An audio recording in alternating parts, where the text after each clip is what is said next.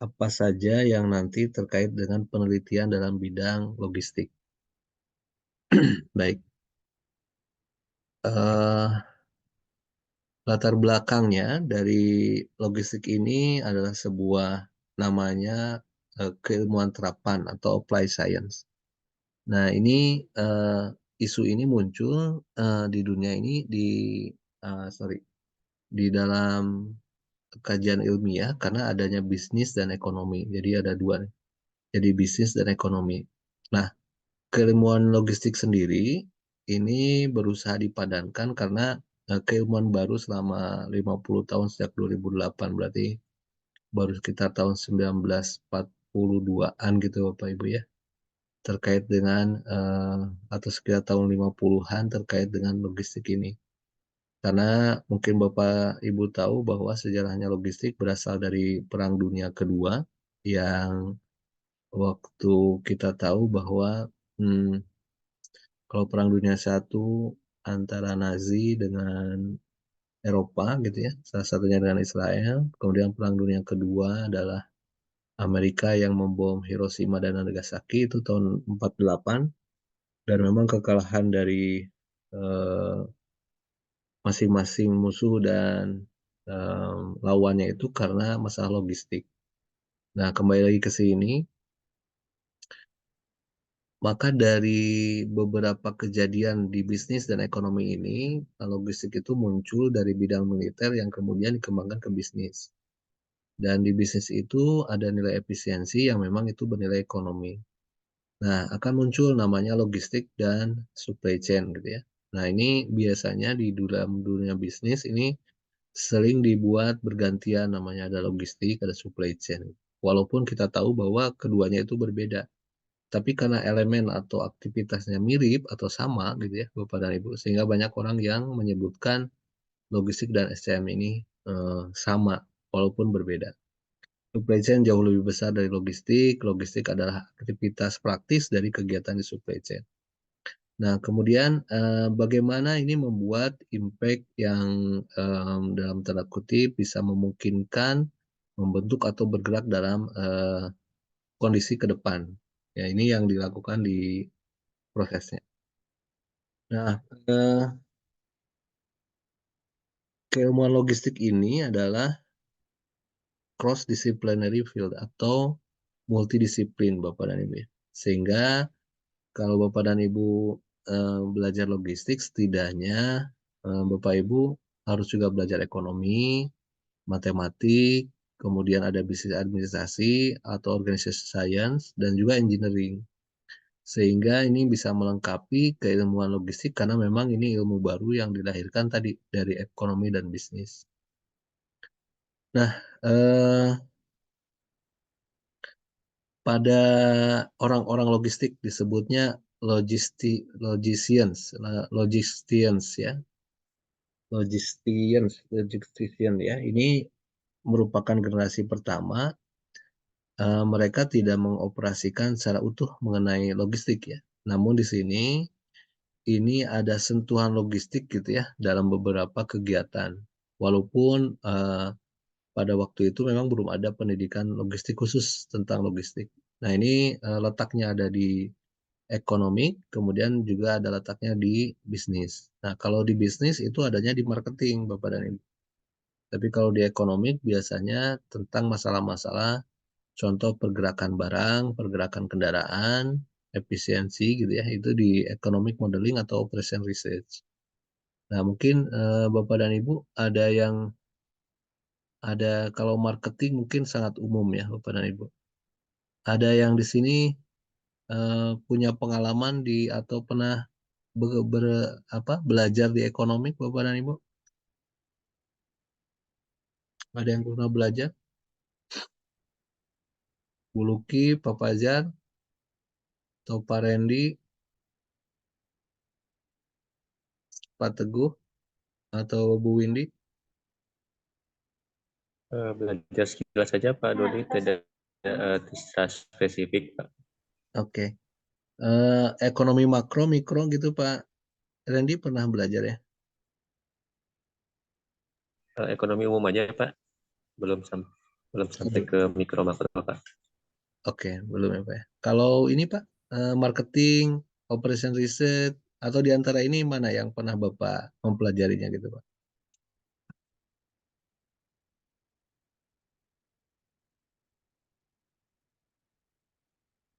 Ada yang sudah pernah nih Pak? Mungkin di manajemen organisasi Pak. Oh, di organisasi. Oke. Eh, di manajemen organisasi Bapak belajar struktur organisasi gitu Pak ya? Kemudian Ya Pak. tentang kendali gitu Pak ya? Ya Pak. Oke, baik. Baik, terima kasih Pak Randy. Bu Luki, Pak Fajar,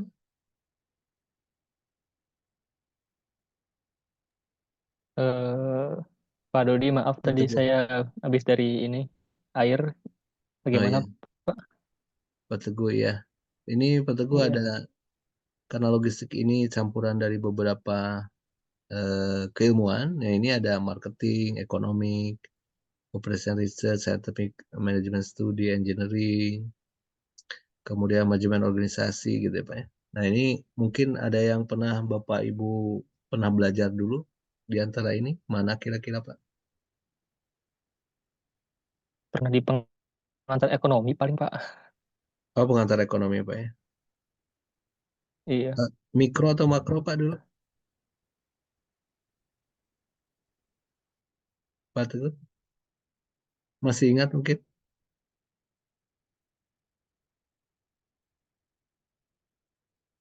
Atau lupa lagi ya Pak Teguh?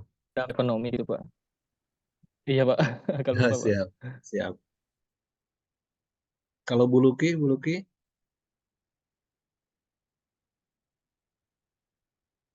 Buluki lagi enggak online ya. Pak Fajar mungkin? Maaf Pak, lagi masih ada kegiatan di Ulwi juga nih Pak dari kantor apa pusat. Jadi nggak begitu nyimak, maaf. Oh gitu, ya ya, baik. Iya. Oke, Pak. Kalau gitu, Bu Indi, ada Bu Indi? Iya Pak, ada Ada Pak. yang, ada yang pernah dipelajari Bu? Ini di antara materi-materi ini?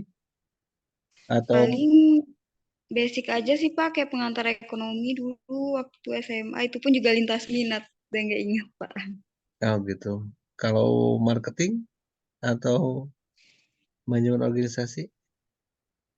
Manajemen organisasi, eh, paling di kantor sih Pak, paling Oke. kayak biar Pelatihan-pelatihan gitu pernah juga ya Bu ya?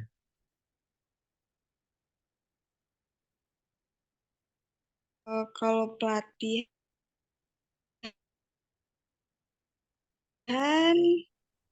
paling kurang sih Pak, paling Oke, pelatihan-pelatihan kurang ya.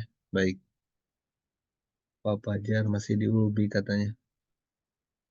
Buluki nih, Buluki. Nah, Buluki belum ada. Iya Pak, lagi di luar Pak, bayar beras Pak. Agak susah Pak. Maaf ya Pak. Siap. Oke, ya, ya. Baik, Bapak dan Ibu, saya lanjutkan sedikit. Nanti kita ada kuis kecil ya, Bapak dan Ibu ya. Mungkin sekitar 15 lagi.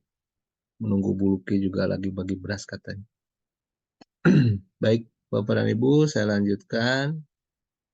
Eh, Nah, Bapak dan Ibu, ini ada 6 set dari idea di dalam klasikal untuk di logistik. Jadi, Bapak Ibu, yang pertama ada awareness atau ini pengenalan untuk di logistiknya, kemudian ada industrialization, kemudian ada engineering instrumentation, kemudian ada flow dynamic, kemudian ada cross organization integration. Kalau dilihat dari sini, Bapak-Bapak, ini awareness ini memang perkenalan ketika keilmuan logistik ini muncul gitu Bapak. Nah, sama juga dengan industrialisasi, kemudian ini ada engineering dan flow dynamic. kemudian ada juga cross organization ini. Nah, apa yang dilakukan di contohnya di sini di awareness ya. Ini penelitian dari Marshall, kemudian ada Sawell, kemudian ada Converse, ada Kate. Ini mereka ini melakukan namanya marketing revolution. Jadi Bapak dan Ibu, seperti kemarin yang saya sampaikan, bahwa bisnis logistik itu tidak akan berjalan ketika drivernya nggak jalan. Drivernya itu adalah bisa manufaktur gitu ya, dan manufaktur pun bergerak setelah ada permintaan. Nah, permintaan itulah yang dikelola oleh marketing, kira-kira begitu. Jadi kalau Bapak dan Ibu mungkin ada yang berbisnis, pasti Bapak dan Ibu punya produk dulu untuk ditawarkan. Dan Bapak Ibu akan mempertimbangkan apa kelebihan-kelebihannya biasanya. Kelebihan-kelebihan dari produk tersebut, kemudian setelah itu ditawarkan. Nah, ketika ditawarkan, maka barang itu nanti akan muncul permintaan. Permintaan itulah yang meng-create nanti bisnis manufakturnya bergerak. Sehingga di sini disampaikan akarnya itu dari 5 peneliti ini. Kemudian milestone-nya bergerak dari physical distribution science. Jadi setelah ada marketing, ini masuk ke distribution science. Jadi kalau Bapak dan Ibu ada channeling gitu Bapak dan Ibu ya, ada pergerakan barang. Nah, ini berbicara dulu physical distribution. Kemudian setelah itu Bapak dan Ibu ini ada namanya JIT, just in time. Mungkin Bapak dan Ibu pernah mendengar ada just in time, industrial logistik, kemudian ada procurement, ada production. Jadi setelah physical distribution, ini muncul Bapak dan Ibu tahun 80 sampai 90-an yang namanya industrial logistik terkait dengan JIT atau just in time. Kenapa ini dilakukan? Kalau Bapak lihat ini tahun Bapak Ibu lihat, tahun 80 sampai 90, ini ada proses yang memang harus dikendalikan, yaitu keterbatasan resource. Ya. Karena JIT-nya itu dari sistem produksi Toyota, maka mereka karena ada keterbatasan resource, membatasi supaya tidak menyimpan barang terlalu banyak, sehingga mereka membuatlah JIT. Just in time, Mbak, ya. Jadi kedatangan barang ini tepat waktu ketika akan diproduksi. Jadi barangnya tidak numpuk. Nah, kaitan dengan itu ada procurement yang memang harus diatur karena pengadaannya kan harus mengikuti jadwal di manufakturnya. Nah, setelah itu ada produksi. Dan muncul tahun 2000-an itu supply chain management yang mengatur seluruh proses atau banyak yang menyebutnya integrated manufaktur. Nah, ini munculnya supply chain. Nah, ini adalah alur dari awareness yang muncul dari tahun 62 sampai tahun 2000-an. Nah, berikutnya, Bapak, ini muncul namanya instrumentation. Instrumentation ini adalah integrasi dari modeling teknik atau teknik modeling dan operation research. Saya jelaskan sedikit bahwa Pak, modeling teknik ini adalah teknik untuk memodelkan. Kalau Bapak-Bapak pernah melakukan atau Bapak Ibu melakukan simulasi, nah salah satu bentuk modeling itu adalah simulasi. Atau yang paling sederhana bahwa Pak, model matematik misalkan A ditambah B sama dengan 2 A tambah B sama dengan AB gitu ya. Atau misalkan A dikali A 2A, nah itu yang paling sederhana. Ini adalah modeling teknik. Kemudian ada operation research. Kalau operation research itu lebih kepada mencari nilai optimum dari sebuah operasi. Nah, nilai optimum itu bisa tanda kutip dia maksimum, bisa juga minimum. Tergantung mana kebutuhannya.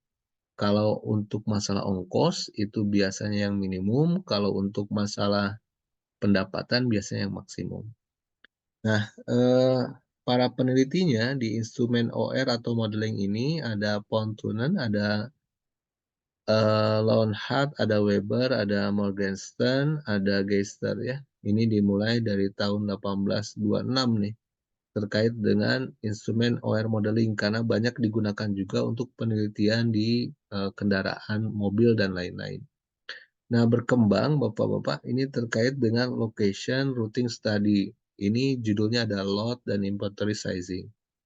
Nah, lot dan inventory sizing ini berkembang dari mulai 1960 sampai 2000. Waktu dulu ini industri banyak yang padat karya sehingga menyimpan barang dalam bentuk inventory. Nah, sekarang industri itu sudah padat modal. Mereka makanya ada tadi yang disebut dengan just in time. Kemudian tahun 80 muncul namanya Manufacture Resource Planning atau ERP, Enterprise Resource Planning ya. Ini untuk mengintegrasikan seluruh resource pada kondisi di dalam manufaktur, karena awalnya ini di manufaktur.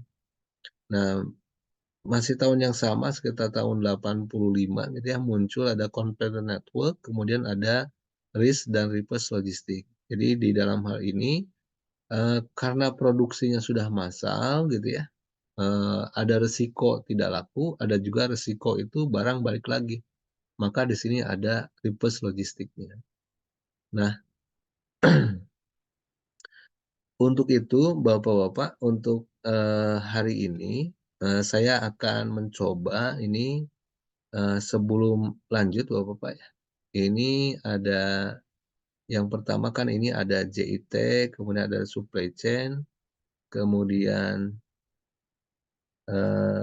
ada ERP, ada risk atau reverse logistik, kemudian ada inventory dan sizing. Saya akan menugaskan ya mungkin nanti Bapak-Bapak baca sebentar sambil searching ini terkait dengan beberapa istilah ini. Mungkin saya kasih waktu kurang lebih ya 15 menit lah untuk melihat. Saya akan tugaskan ini ke masing-masing, nanti Bapak-Bapak searching saja, nanti saya akan minta feedback gitu ya. Bapak-Bapak nanti saya akan berikan pertanyaan, nanti Bapak menjawab. Nah, yang pertama Pak Randy, halo Pak Randy. Ya, Pak. Pak Randy, mohon dicarikan Pak ya, mengenai procurement. Nah, ini kalau Pak Randy mah udah biasa. Pak Randy ini procurement gitu ya. Ya, Pak. Oke. Kemudian Pak Teguh, halo Pak Teguh. Hadir, Pak. Pak Teguh ini mohon bantuan nih Pak, mencarikan tentang supply chain management. Ini banyak sekali nih Pak Teguh. Oh, baik, Pak. Oke. Kemudian Bu Windy. Halo Bu Windy. Halo ya Pak. Oke, Bu Windy. Mohon dicarikan ya Bu. Ini materi sedikit saja nanti tentang inventory sizing atau inventory saja.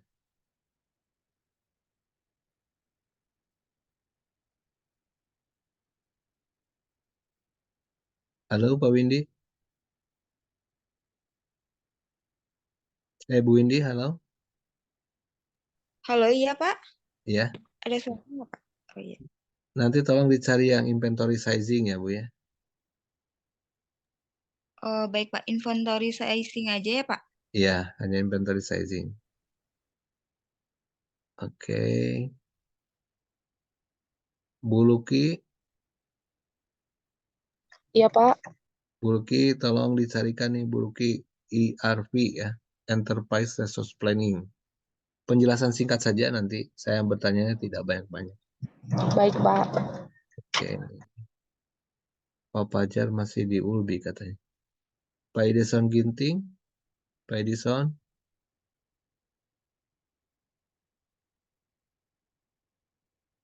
Halo Pak Edison.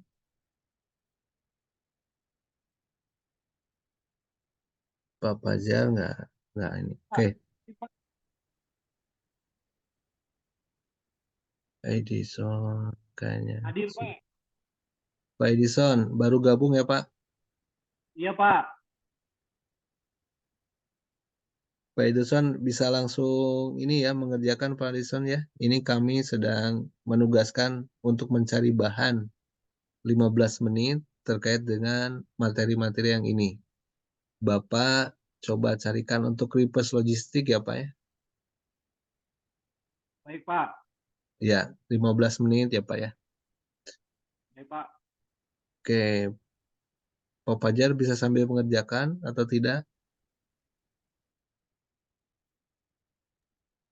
Boleh, Pak. Oke, Nanti sambil saya cari, Pak. oke. Pak Fajar, ini tolong dicarikan routing, Pak ya. Routing studies. Eh, routing Routing ya. studies. Oke, Pak. Iya, oke. Baik, silakan Bapak Ibu, kita 15 menit ya. Kita sambung lagi nanti untuk berdiskusi. Setelah 15 menit nanti pukul 7.30 nanti saya coba akan aktifkan lagi suaranya. Terima kasih Bapak dan Ibu. Silakan untuk searching dulu.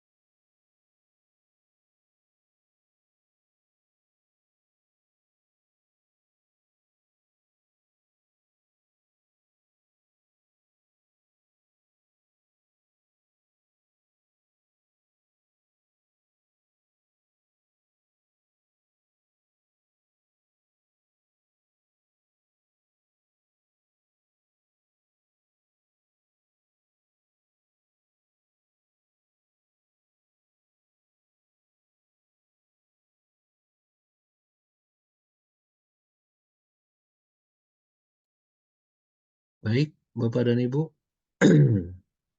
Apakah ada yang sudah mendapatkan? Pak Randy tadi izin sholat.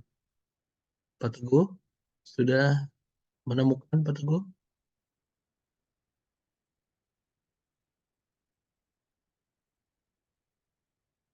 Pak Teguh. Ya Atau Pak, hadir sudah Pak. sudah menemukan Pak Teguh? Apa saja Eh, yang didapatkan? sudah Pak. Oke. Apa aja Pak dari yang Bapak bisa share Pak? Yang pertama itu mengenai pengertian Pak dari supply chain management itu sendiri.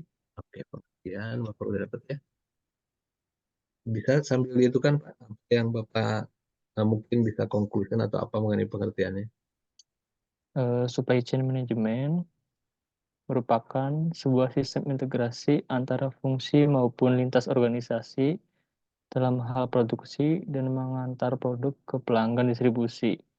Sistem ini fokus pada proses aliran barang atau jasa dari mulai supplier, manufaktur, retailer, sampai hingga ke konsumen, yang merupakan satu kesatuan yang saling terhubung tanpa pembatas dan berlangsung secara transparan. Oke, baik. Selain itu Pak, lagi selain pengertiannya? Selain itu, kegiatan yang terdapat pada supply chain management, Pak. Oh, kegiatan. Kegiatannya apa aja Pak? Kegiatannya seperti procurement, terus delivery, transportation ya, Pak. Ya, Transportation, manufaktur, warehousing, oke. lalu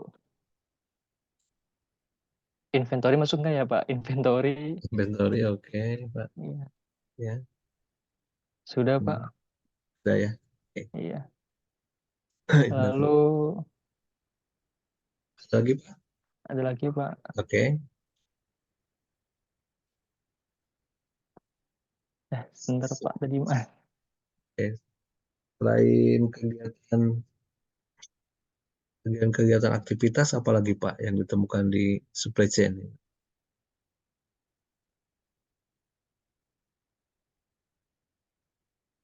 Manfaatnya kali ya, Pak. Manfaat dari supply chain management. Oke, manfaatnya. Ya, Pak. Yang pertama, dapat menurunkan cost atau biaya, Pak. Oke. Reduksi Dapat, siapa ya? iya, Pak. Dapat meningkatkan pendapatan atau laba. Oke. Lalu sebagai dasar evaluasi perusahaan, Pak. Oke. Dan yang pasti sebuah kepuasan untuk customer, Pak. Oke. Kepuasan customer ya Pak ya? Iya, Pak. Oke. Pak, saya ini penasaran ya Pak, kenapa ada kepuasan customer nih Pak kalau di supply chain Pak, menurut Bapak? Menurut saya, karena di dalam suatu kegiatan supply chain ada yang namanya delivery pengiriman, Pak. Mhm. Ketika pengiriman itu bisa dilaksanakan dengan baik secara tepat waktu, tepat jumlah, tepat alamatnya, itu membuat customer itu akan menjadi puas atas pelayanan yang diberikan oleh proses supply chain tersebut, Pak. Oke, baik. Satu lagi nih Pak, ini kan ada kata kunci nih Pak di pengertian ya. Menurut Ya, Bapak, Pak. apa hubungannya integrasi sama reduksi cost dan meningkatkan laba nih Pak? Kira-kira menurut Bapak gimana nih Pak? Integrasi, reduksi cost, Ada kan meningkatkan laba ya, Pak. kan ada integrasi lintas fungsi nih Pak. Muncul reduksi cost sama meningkatkan laba nih Pak.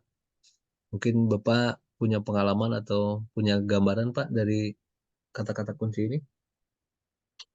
Jadi yang pertama itu ketika supply chain itu bisa dilaksanakan dengan baik dalam suatu perusahaan, bisa memprediksi, contohnya itu bahan bakunya, Pak. Ketika perusahaan itu melakukan sebuah peramalan atau forecast pada bahan baku yang sudah yang ingin dibutuhkan dalam suatu project atau pembuatan produk, Mhm. maka bahan baku yang akan kita beli itu tidak akan over, Pak. Oke, Itu akan mereduksi cost. oke, Dan inventory-nya pun, cost untuk inventory-nya akan lebih minimal. oke, Dengan hal itu bisa melakukan produksi dengan apa ya Pak, dengan biaya yang minimal mungkin gitu Pak, sehingga bisa meningkatkan laba dari perusahaan itu sendiri. oke. Karena cost-nya bisa ditekan, misal ya, asumsinya penjualannya tetap, maka penjualan dikurangi cost, ini akan meningkat gitu Pak ya? Iya Pak. Oke. Baik, terima kasih Pak Teguh ya Terima atas kasih kembali Pak. kajiannya nih. Baik, selanjutnya Randy sudah ada, hadir Randy? Belum mungkin ya. Saya ke Bu Luki, Bu Windy. Ke Bu Windy. Iya, Pak. Bu Luki, oke. Atau Pak Bu Iya, Windy? Iya, Pak. Saya, Pak. Ya, Bu Luki gimana nih? Untuk Bu Luki yang ERP. Sudah nemu apa saja Bu Luki? Iya, Pak, yang ERP, Pak. Ya, oke. Kalau dari pengertiannya itu, Mhm. ERP itu adalah perencanaan sumber daya perusahaan, lebih ke aplikasi atau sistemnya, Pak. Oke, aplikasi bentuknya ya Bu ya? Iya, Atau boleh bukan aplikasi gitu Bu? lebih ke sistem sistem suatu perusahaan Mhm. untuk mengukur atau membuat integrasi di bagian marketing atau produksinya ataupun maupun pembeliannya, Pak. Oke, marketing, kemudian Produksi, produksi dan pembelian. pembelian, Oke, marketing, produksi dan pembelian. 3 itu Bu. eh, iya, dan accountingnya, Pak, dan akuntansinya. Dan apa? Sistem perusahaan yang terintegrasi marketing, produksi, pembelian, dan akuntansi. Oke,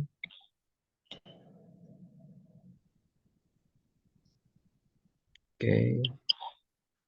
Selain itu Ibu dapat yang lain? Hmm, itu saja, Pak, untuk pengertiannya. Oke, baik. Ada mungkin manfaat atau proses gimana Bu? Kalau menurut saya, Pak, manfaat dari ERP itu untuk memudahkan menyimpan database di suatu perusahaan, Pak. Oke, memudahkan. Database apa? Ada Bu ya? Iya, Pak, untuk memudahkan menyimpan database di suatu perusahaan Oke, sehingga memberikan informasi yang real time untuk aktivitas bisnis di perusahaan itu. oke.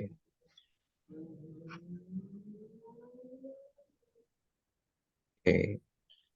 Ibu kalau di PT Pos sudah menggunakan ERP belum ya Bu ya? Kenapa, Pak? Kalau di PT Pos sudah menggunakan ERP belum?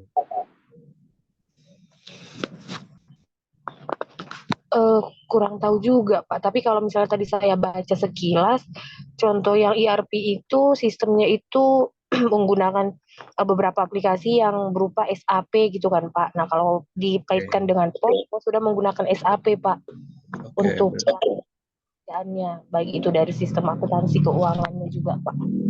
oke, berarti sudah pakai ya Bu ya? Iya, Pak. Oke, sudah pakai SAP. SAP salah satu aplikasinya ya Bu ya? Iya, Pak. Oke. Kalau PT Pos menggunakan modul apa Bu untuk SAP-nya? Di keuangan. Iya, gimana Pak? Untuk yang ini SAP-nya pakai apa? Kalau di pos itu Pak SAP HANA namanya Pak, dan bisa digunakan di bagian keuangan juga Pak. HANA, Keuangan akuntan. HANA itu. HANA. Iya Saya. Pak. HANA itu kepanjangannya apa ya, Bu? Kenapa Pak? HANA itu kepanjangannya apa ya? Ada yang tahu nggak? HANA. Duh, apa ya Pak? Saya juga sering pegang, tapi saya HANA itu panjangannya Oke, lupa Pak. baik. Mungkin Iya, yang lain tapi nanti sering bisa Pak. info nih Iya, kepanjangannya apa ya. iya Pak. Oke. Menurut pendapat Ibu nih, Bu, ada pertanyaan nih. Kira-kira, ini kan ada penyimpanan kemudahan database. Nah, kalau Ya, menyimpannya mudah, kira-kira akibat kemudahan itu dampaknya apa bagi perusahaan, Bu? dampaknya itu data yang kita minta itu bisa real time Pak. Jadi kita misalnya membutuhkan data yang cepat dan tepat, kita tidak perlu lagi cari data secara manual, kita bisa gunain aplikasi atau sistem itu Pak. Mempermudah aja Pak, mempermudah kita dalam pekerjaan. Oke. Kalau ini kaitannya, Bu, dengan pengertian tadi kan integrasi, marketing, produksi, pembelian, dan akuntansi, ya, Bu, ya. Iya Pak. Kira-kira menurut Ibu, apa hubungannya dengan database ini? Yang integrasi marketing, produksi, pembelian, dan akuntansi. Menurut Ibu kira-kira bagaimana nih, Bu, pengertian? Kalau pengertian itu kan Pak, itu kan menurut saya kan saling berkaitan itu Pak, perencanaannya itu. Nah pada saat suatu perusahaan itu merencanakan eh, pelaksanaan untuk membuat apa eh, untuk melakukan perencanaan di bagian-bagian tersebut itu, nah mereka membuatlah Pak itu sistem itu gitu Pak. Oke. Kira-kira apa harapan perusahaan, Bu, dengan adanya penggunaan ERP ini? Menurut saya harapan perusahaan itu bisa eh, mempermudah aktivitas di perusahaan itu Pak, Oke. mempermudah proses bisnisnya lah Pak. Oke. Baik, Bu Hana. Pertanyaan terakhir, Bu Luki. Pertanyaan terakhir. Kalau mudah, apakah pasti untung? Kenapa Pak? Kalau mudah, apakah pasti untung?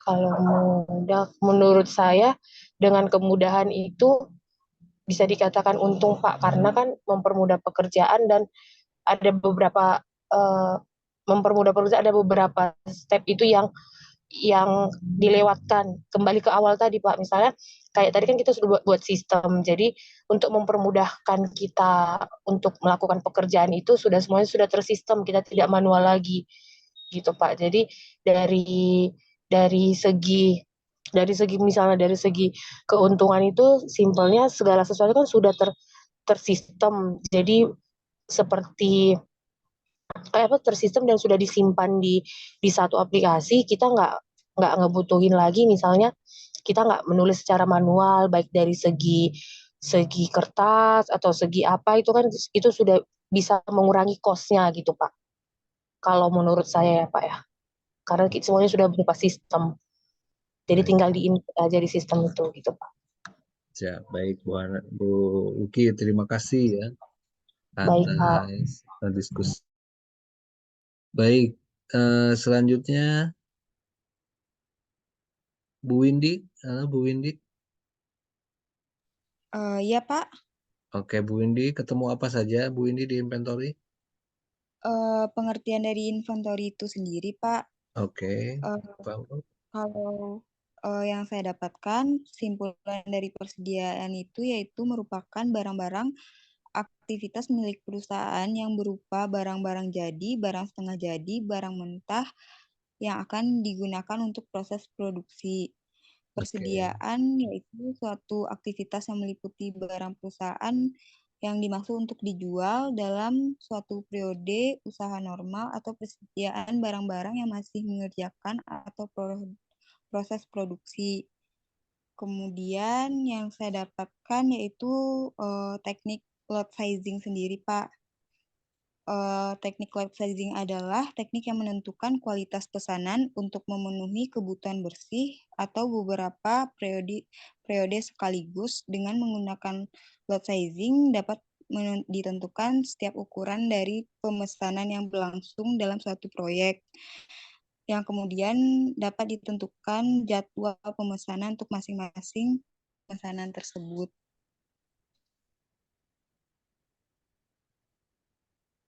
Kurang lebih Baik, itu, Pak. Bu Indi. Boleh saya bertanya ya, kalau tadi kan ada 3 tuh, bahan baku, bahan setengah jadi, ada juga barang jadi ya, Iya, Pak. betul ya? Ada itu kan barang bahan baku, ada Barang mentah. barang setengah jadi, ada barang jadi ya? Iya. Betul, oke. Nah, ini disimpan di inventory. Nah, pertanyaan pertama nih, kalau di sistemnya kan pasti ada tuh ya, di inventory-nya pasti ada tuh barang bahan baku, barang setengah jadi sama barang jadi. Nah, kalau di implementasinya apakah ini bisa digabungkan atau tidak ini, Bu Windy kira-kira kalau di inventory-nya? Kalau di inventory, kayaknya nggak bisa digabungin deh, Pak. Soalnya kan kalau barang setengah jadi disimpannya mungkin kalau untuk makanan di beda tempat, dan kalau udah jadi juga beda gitu. Kalau disatuin takutnya terjadi penggabungan gitu, Pak. Oke, berarti dipisahkan ya? Oke. Iya, Pak. Nah, yang kedua ini, Bu Windy terkait dengan lot sizing nih. Nah, kebetulan kan Bu Windy juga praktisi. Kalau untuk menentukan lot sizing itu, kira-kira apa saja nih, Bu Windy, supaya atau menggunakan teknik lot sizing itu untuk apa keuntungannya? Kalau menggunakan teknik lot sizing itu bisa menghemat biaya inventory, Pak, mulai dari pemotongan pembelian, biaya pengangkutan yang lebih murah, dan sebagainya. Di mute, Bu Windy. Oh, maaf, Pak. Ya. Kalau inventory lot size itu diperluin buat untuk meminimalkan biaya inventory sendiri, Pak. Jadi biaya inventory itu bisa jadi lebih hemat, mulai dari pemotongan pembelian bahan bakunya misalnya, atau biaya pengangkutan bahan baku dan segala macamnya, Pak. Oke.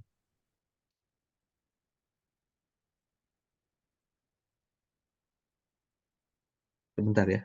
Sebentar, Bu Windy. Baik, Pak.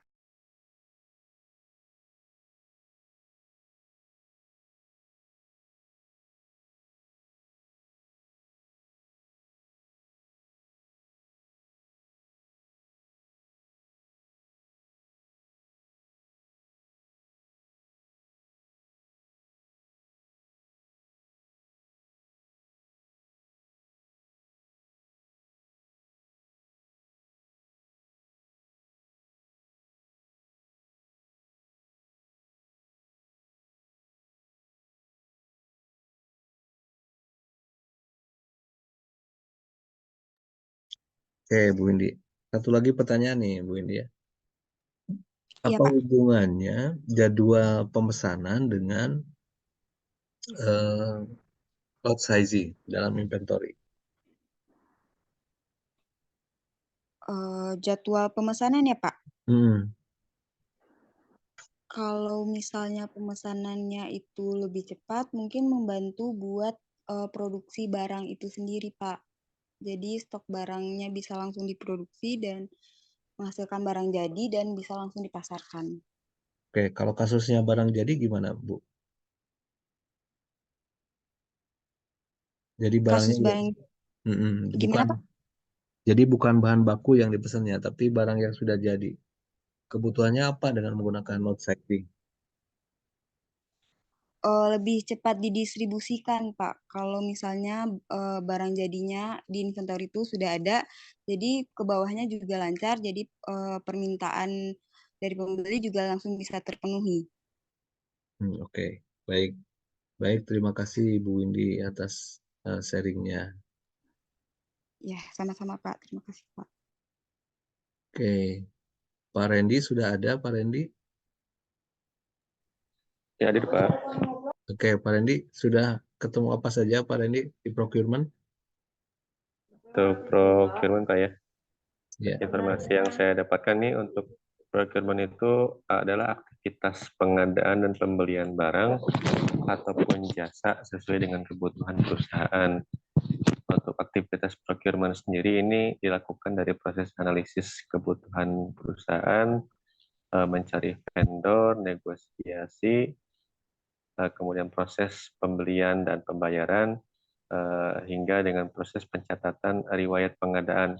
Dan ini juga dilengkapi juga seperti invoice dan bukti pembayaran dan lainnya, Pak.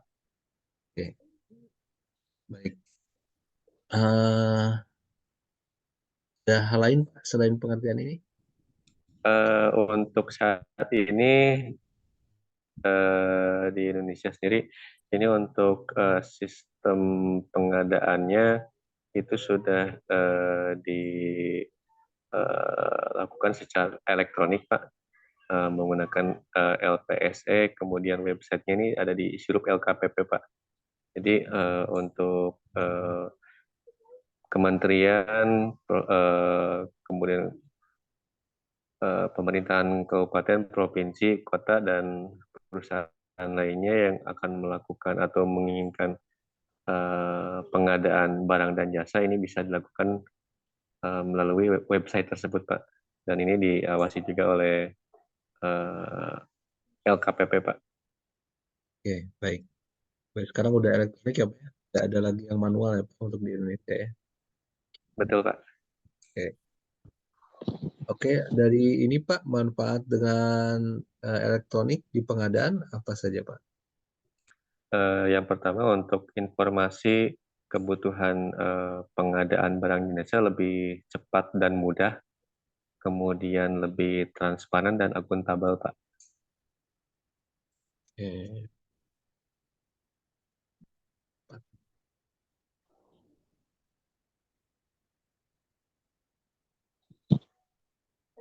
Boleh bertanya sedikit Pak, bagaimana menurut Bapak ini Pak ya terkait dengan pengadaan. Kira-kira kalau dari pengadaan Pak, tujuan utama selain barangnya ada, pengadaan hal lain Pak yang diinginkan dalam pengadaan apa saja Pak? Kelengkapan administrasi mungkin, Pak. Jadi sesuai dengan ketentuan perusahaan bahwa untuk penunjukan vendor khususnya itu sudah melalui sistem lelang, Pak. Jadi tidak ada indikasi mungkin kecurangan yang mengakibatkan mungkin kerugian perusahaan pada akhirnya, Pak. Oke. Izin Pak, di dalam pengadaan itu kan ada vendor, ada supplier tuh Pak. Kalau perbedaannya menurut Bapak apa Pak ya untuk vendor sama supplier? Kalau menurut saya, Pak, vendor itu pelaksana pekerjaannya, sementara supplier itu belum tentu sebagai vendor atau penyedia lainnya, Pak, tetapi hanya sebagai pemilik atau penyedia barang atau jasanya saja, Pak, bukan sebagai pelaku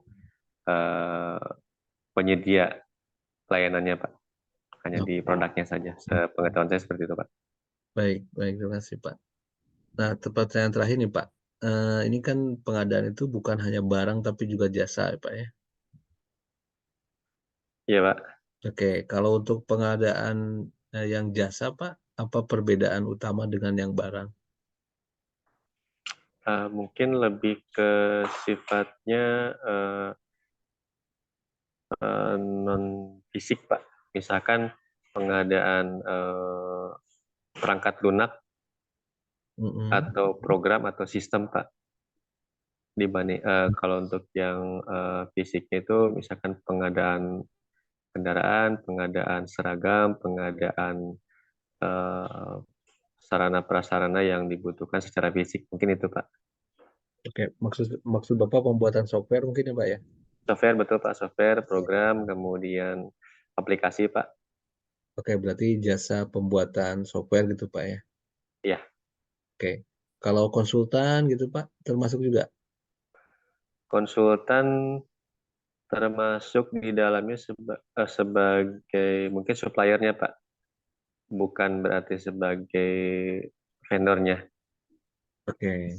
Misalkan di Bapak ada proyek misalkan untuk analisis sistem organisasi nih Pak misalkan. Ya, Pak.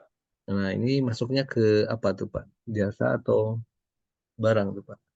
Ke jasa, Pak, sepertinya, Pak. Oke, ke jasa. Baik. Baik, terima kasih Pak Randy atas Ya, sharing. sama-sama, Pak Dodi, sama-sama, Pak. Selanjutnya Pak Edison.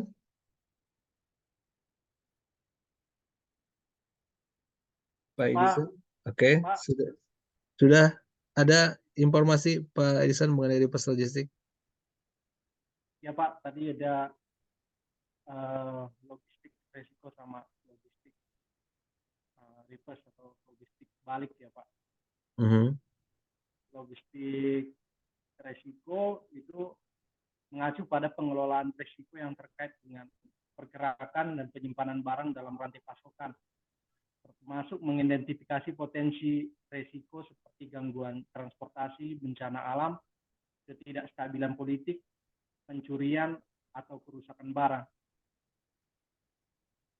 Logistik Oke.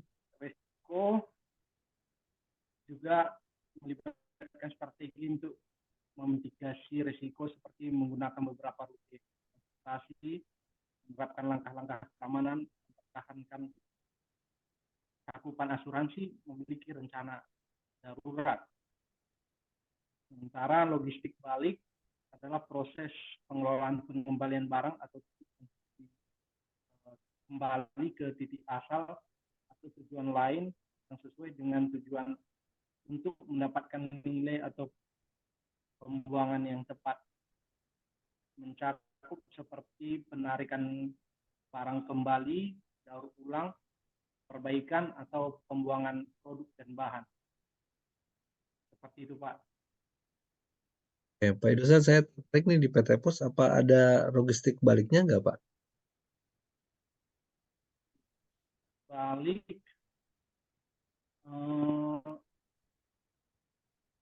paling dia untuk kiriman yang buntu atau tidak tersalur, gagal kirim, dikembalikan ke si pengirim. Mungkin seperti itu. Oh, kirim. Kalau seperti ini Pak, seperti contohnya kan Coca-Cola itu ada bottling ya Pak ya, ada atau botol. Botolnya Iya, kembali Pak. lagi itu Pak. Itu termasuk logistik balik atau bukan Pak ya? Bisa, bisa dikatakan seperti itu, Pak. Atau aqua Pak, aqua galon. Nah, itu termasuk logistik balik atau bukan ya Pak ya? Kira-kira menurut Bapak? Bisa, Pak. Bisa ya Pak ya? Misalnya, ini bisa didaur ulang kembali gitu, Pak. Ya, kalau aqua itu kan Pak diisi kembali tuh Pak dengan air lagi gitu ya. Nah, kita nuker, Iya. balik lagi, nah kemasannya yang dibalik. Nah, itu termasuk logistik balik juga atau enggak tuh Pak kalau gitu? Menurut pengertian yang tadi Pak, Bisa digunakan kembali, Pak. digunakan kembali. Oke, berarti yang digunakan kembalinya itu adalah galonnya ya Pak ya? Iya, Pak. Oke. Kalau PT Pos misalkan Pak, kan pakai karung tuh Pak. Iya, iya, Pak. Salah satu reverse bukan Pak kalau itu Pak, kira-kira PT Pos.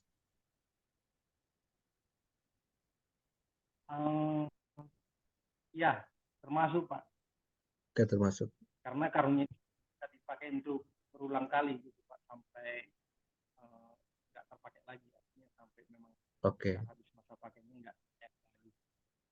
baik. Kalau menurut Bapak, Pak, kira-kira logistik balik ini menguntungkan atau tidak nih Pak? Menguntungkan, Pak. Kenapa Pak? Kira-kira Karena Pak? secara biaya tentu tidak sangat membantu, Pak. Artinya tidak terlalu dibandingkan dengan penambahan biaya. Seperti pemakaian kantong misalnya. Jadi itu kan bisa dipakai berulang kali sehingga biaya untuk operasional juga semakin kecil, Pak. Oke, ada nggak Pak logistik balik yang merugikan Pak?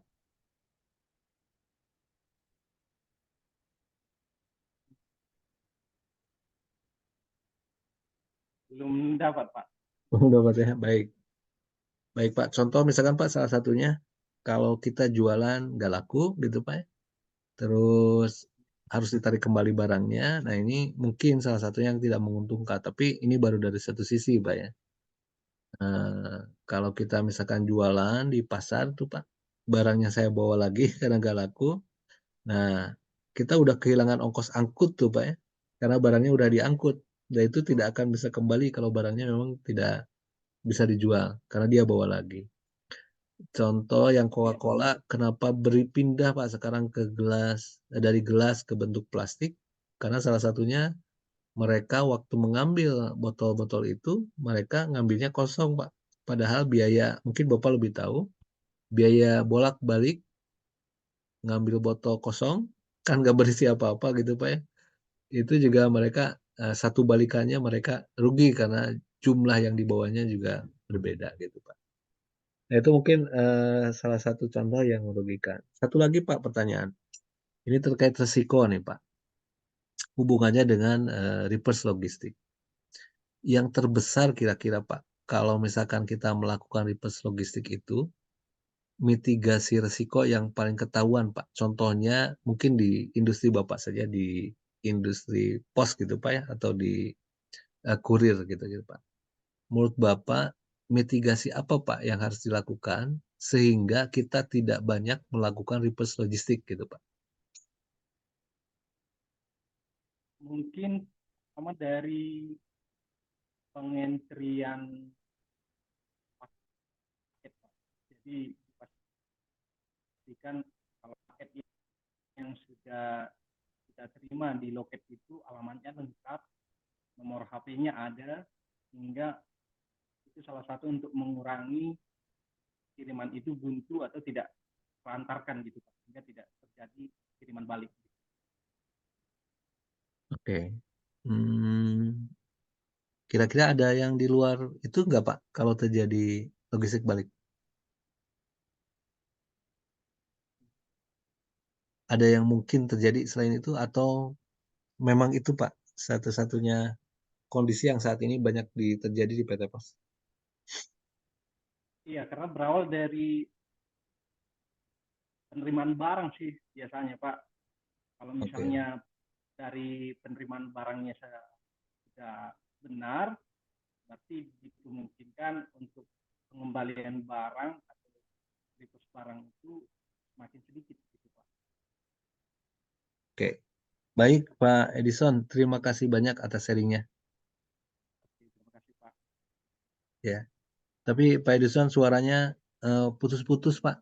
Tidak ada, mungkin agak jauh mungkin dengan Iya, mic-nya ya. Pak. Iya. Tidak terlalu jelas Pak. Tapi nggak apa-apa, saya bisa menangkap Pak. Oke Pak, terima kasih. Terima kasih Pak Edison. Pak Fajar, Pak Fajar, Halo Pak. Pak Fajar, menemukan nggak Pak Iya Fajar? Pak. Eh ada Pak, cuma di sini kalau saya cari kalau routing studies agak susah ya Pak. Tapi saya nemunya di sini Mm-mm. analisis routing analisis Pak. Oh, oke, nggak apa-apa. Sama nggak tuh Pak ya? Iya, sama aja Pak. Nah, Awalnya dari root ya, analisis root. iya, betul Oke, Pak. oke. Root, root ya, analisis root. Apa yang Pak yang Bapak temukan? Kalau yang saya dapat di sini itu kalau pengertian untuk analisis perutean itu yaitu untuk menganalisis jaringan yang menentukan jalur atau rute optimal dari satu lokasi jaringan ke lokasi lain atau ke beberapa lokasi, Pak. Oke, dari lokasi ke lokasi yang lain gitu Pak ya. Iya, betul, Pak. Parameternya apa aja tuh Pak? Gimana, Pak? Parameternya apa aja Pak? Mengemakan antar lokasi ke lokasi itu. Dari sisi apa aja Pak? Halo, Pak. Sorry, kurang kedengaran. Gimana, Iya. gimana, Pak? Dari sisi apa saja Pak parameternya untuk menghubungkan dari satu lokasi ke lokasi lain berdasarkan jaringan itu? Eh, Di sini nggak disebut sih Pak kalau untuk Oke. parameternya, jadi cuma menentukan menentukan titik lokasi dari satu lokasi ke beberapa lokasi gitu aja kalau di sini. Oh gitu aja. Atau di sana Heeh. ada pengukuran jarak gitu Pak? Di sini di sini nggak ada sih Pak kalau pengukuran jarak. Jadi di sini misi utama analisis perutuhan adalah untuk mendengarkan pertukaran protokol antar router untuk tujuan penemuan jaringan, pemantauan waktu nyata, dan diagnostik perutaan. Gitu aja Oh Pak. iya, iya. Kalau itu Heeh. ini Pak, berarti kita salah ini Pak, salah salah salah tema Pak. Harusnya Sama ya. yang Bapak itu rute terpendek gitu Pak. Carinya nanti rute terpendek, Oh. rute Heeh. rute optimal gitu Pak. Jadi routingnya bukan untuk Eh, jaringan itu Pak. oh gitu. Iya, iya siap siap Pak. Boleh Pak.